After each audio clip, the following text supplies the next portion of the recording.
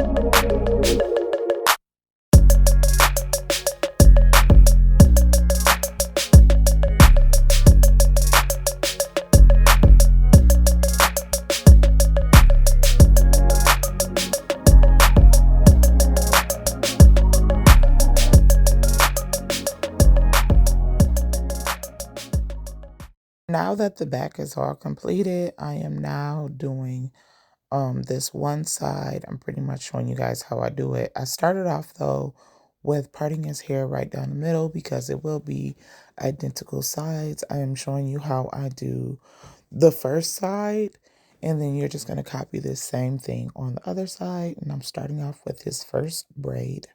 On this side, I lined up that part with the top part. It's kind of hard to explain, but that's how I created this in an angle. And now I'm braiding. You will see his face frowning up only because he's a little tender-headed, but other than that, it's not really tight. He's just a little tender-headed when it comes to this part. When I say this part, I mean just the cornrow section in general, but you could tell it's not an unbearable pain where he's hopping out of the seat. It's more like a okay. And as I keep going, he's just like, I'm good. But everybody has tender spots in their head. Again, it is not super tight. I make sure of that because I don't want him to have any hair missing or bumps. So yeah. But I just braid to a certain spot and then I put the foam on the little foaming mousse and then I start to twist. When it comes to designing the top part, it is really up to you and the pattern you would like to do. You can definitely copy this one or go on to Pinterest and find inspiration in that way. I found inspiration off of Pinterest, but I did not copy anyone in particular. I just used it more as an inspiration to kind of get me into the mode of doing this hairstyle. With this hairstyle, I am using the center part as my guide. I'm going to do a crisscross, which is right here, but everything is pretty much going in the angle of the center of his head, and you'll see how that all turns out once you get to the end. I would say watch this all the way to the end so you guys can see like what I mean when I say the center part is pretty much my guide, especially when trying to create this design. And like I always say, I always like to throw in like a crisscross. He doesn't really like the zigzag braid, aka snake braid. So I like to do a little bit of texture by adding in like a crisscross braid.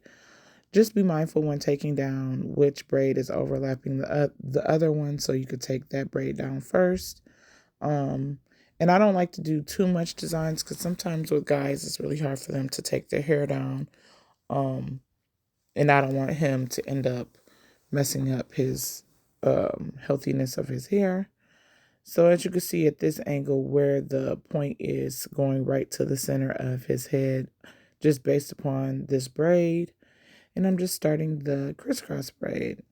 Continue to watch. I'm going to quit yapping my gums and I'm going to let you guys enjoy this. If you have any questions, just comment below and I will answer them as I see them. I do like to respond and interact with my audience, subscribers. Yeah, so just continue to watch. This hairstyle turned out to be fire.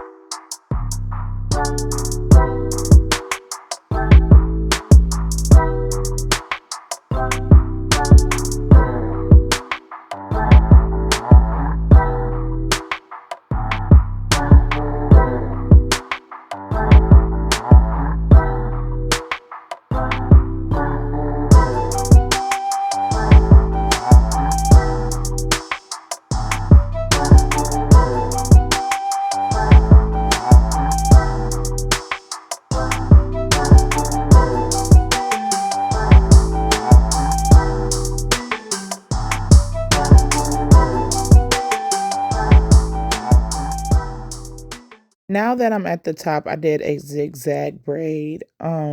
It's really hard to really tell you how I did it. I did use like the middle part as my guide. So if you want to see a video on how I do a zigzag, my way of doing a zigzag, just comment below and I can show you how to do it from the beginning to end. I didn't start filming this process until after I had created it. Now I'm just cleaning up the design of the zigzag, and I wanted to make sure that both sides had the same equal amount on each side. Zigzags can be a little tricky.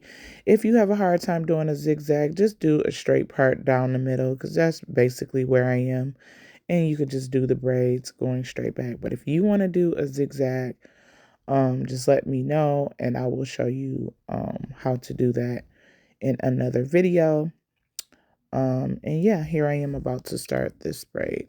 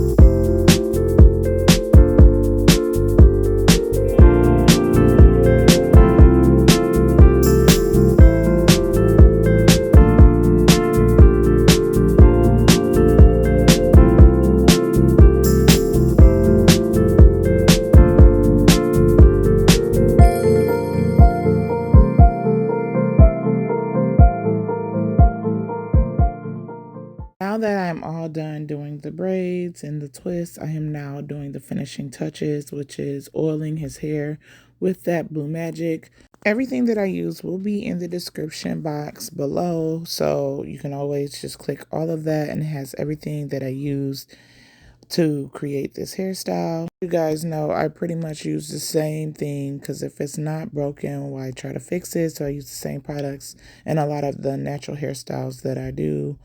And I'm just making sure I'm really covering his hair completely with this. Then I'm going over it again with the mousse just to give it some more bounce and spring and really set them because it is a setting styling mousse. And then I'm just spraying it with oil sheen. He won't have to worry about oiling his scalp for at least another 2 weeks. And here's the finished product so far. Now I'm about to show you guys how I added just like a couple accessories, some silver clasp, because again, this hairstyle is for his homecoming look. And he wanted to put just a little hint of more flavor into it on top of the designs. And then I just attach it onto his braids, and he'll remove these once he's done. Here's how it looks with the clasp, the little silver clasp on it. And here's how he looked for homecoming. Don't he look nice and handsome? And here's some other tutorials, some other Fulani hairstyles on men. I hope you enjoyed this tutorial. See you in the next one. Peace and hair grease.